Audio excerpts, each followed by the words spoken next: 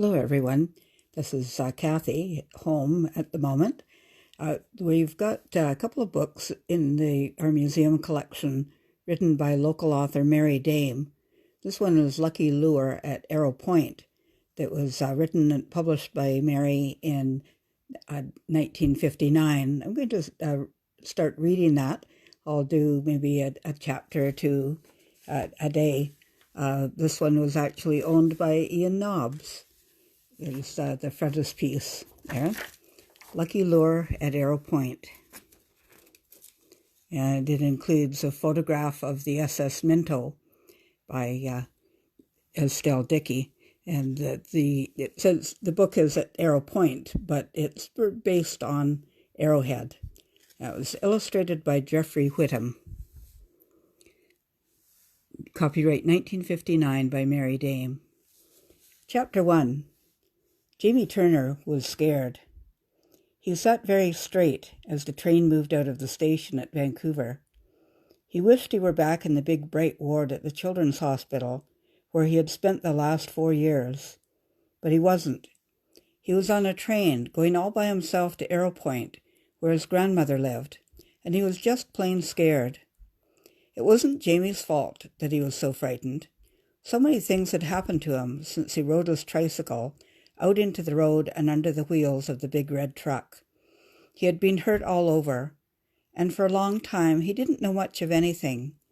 Then parts of him began to get better, until all that was left to be healed was one leg, and it was very bad indeed.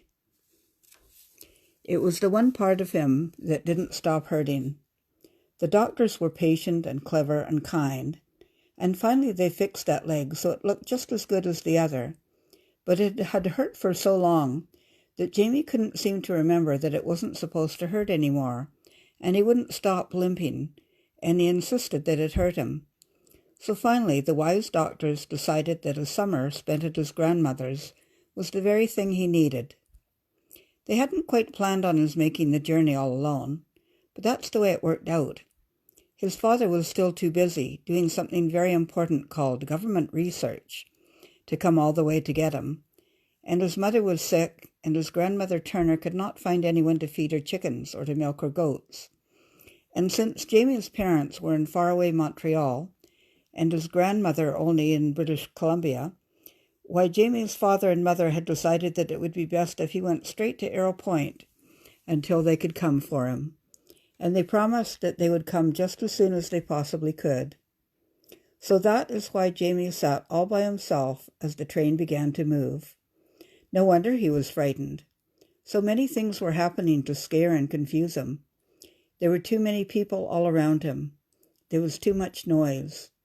The hospital had been much quieter, and he was used to it. In the hospital there had been so many kind people to look after him. But now here he was, all by himself, going to Grandmother Turner's.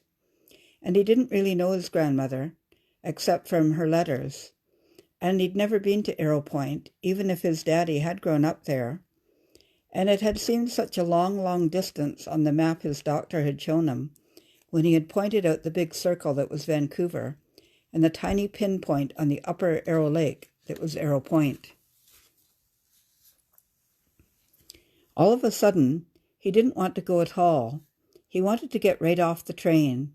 He wished he was back at the hospital. He wished his old leg would quit hurting, and he wished he weren't so scared. And 2 big tears gathered in his eyes and spilled over and rolled down his cheeks. Jamie was so busy trying to stop them and feeling sorry for himself that he didn't notice the conductor coming down the aisle. He didn't notice him stop. "I say there, would you be a boy named Jamie Turner?" Jamie nearly jumped out of his skin. The man was big and jolly. He wore a conductor's blue uniform, and he bent across the seat and smiled, with his eyes as well as his mouth. Jamie gave a sniff and blinked his eyes hard, and the tears stopped spilling. He couldn't get his tongue to talk for him. He was so surprised that anyone knew him here, but he nodded his head. "I thought you must be Jamie Turner. You look just like your daddy. My name is Bill Craig, and your grandmother sent me a letter and asked me to see that you got safely on the boat at Arrowhead. So I'll be with you all the way to Revelstoke, and we'll go to my house and sleep, and then go the rest of the way in the morning." Jamie found it very confusing. He also found a little bit of voice. "Do you really know my grandmother?" "You bet I do. I know your father, too. We used to fish together at Arrow Point. You're a very lucky boy to be going there." Jamie nodded again. He didn't feel quite so frightened now. He had found a friend, and he wasn't going to be all alone. Mr. Craig took Jamie's ticket and punched a hole in it, and he asked all the other people for their tickets. He had a lot to do, but he sat with Jamie every moment he could, and he answered all sorts of questions when Jamie found his tongue. "You know," he said, as he handed Jamie a thick chocolate bar and a new comic book, "when your grandfather was alive, your father and I went out fishing with him once, and we caught a lake trout that weighed nearly 30 pounds. "Golly," Jamie sighed. "Could a boy with a lame leg like mine catch a fish like that, do you suppose?" Bill Craig looked down at Jamie, and the twinkle died in his eyes. "Jamie Turner," he said, and his voice was very solemn, "did anybody ever tell you that you don't go fishing with your legs?" Jamie looked up at Mr. Craig, and then he began to laugh. The laugh made him feel so good all the rest of the trip that he was sorry when the train stopped at Revelstoke and he had to get off.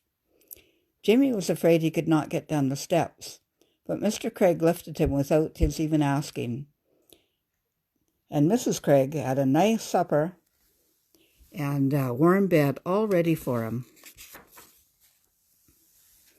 She just knew how to make him, she knew just how to help him into it. And before he remembered to say good night to her, he was waking up and it was morning. The south train to Arrowhead was a funny little train. It seemed always to be stopping, and it smelled a bit old. Mr. and Mrs. Craig rode in it with Jamie all the way to Arrowhead, where they were to meet the big paddle-wheel boat, the Minto. With them along, Jamie forgot about being frightened. That is, until he saw the boat. The train went right along beside it, and oh, but that boat looked big. There was a gangplank thrown from it across the water, and Jamie limped along beside the Craigs until they got to it. Then he stopped. He looked at the planks, and he looked at the water. The planks looked very narrow, and the water deep. Jamie began to be afraid. "Come along, dear, just follow me," Mrs. Craig reassured him. She stepped onto the planks and went across without holding on to anything. Mr. Craig waited for Jamie, but he didn't even tell him to hurry. So Jamie stepped onto the planks too, and he walked right onto the boat without falling into the water. He was so surprised. He had another surprise when the captain himself came down to meet him. The captain was dressed splendidly in a blue uniform with real gold braid. "Are you Jamie Turner?" he asked, just as Mr. Craig had done. "I'm to take you to your grandmother at Arrow Point. I thought you might like to ride up top in the pilot house. You just follow me now." Jamie said goodbye to the Craigs. He turned around, and there was the captain, already at the top of the steepest set of steps Jamie had ever seen. The captain was waiting for him. Jamie knew he could not get up those steps. There were too many, and they were too steep. He limped to the bottom of them, and he looked up. It was a very long way. The tears slid again into Jamie's eyes. He felt very frightened, and he was afraid he was going to cry. "Hold your hands stiff now, Jamie," a kind voice ordered, and just like magic, Jamie was lifted and carried to the top of the steps by a nice man who wore a uniform too, but without the gold braid. It was wonderful up in the pilot house. There were windows on all four sides. There was a comfortable chair to sit in and a tall stool for the captain. There was even a white cat to stroke. Jamie thought he might burst with excitement. Captain Jones blew the whistle, and the big paddle wheels at the back of the boat began to thrash and turn. They were underway. It's the end of Chapter 1. We'll continue tomorrow.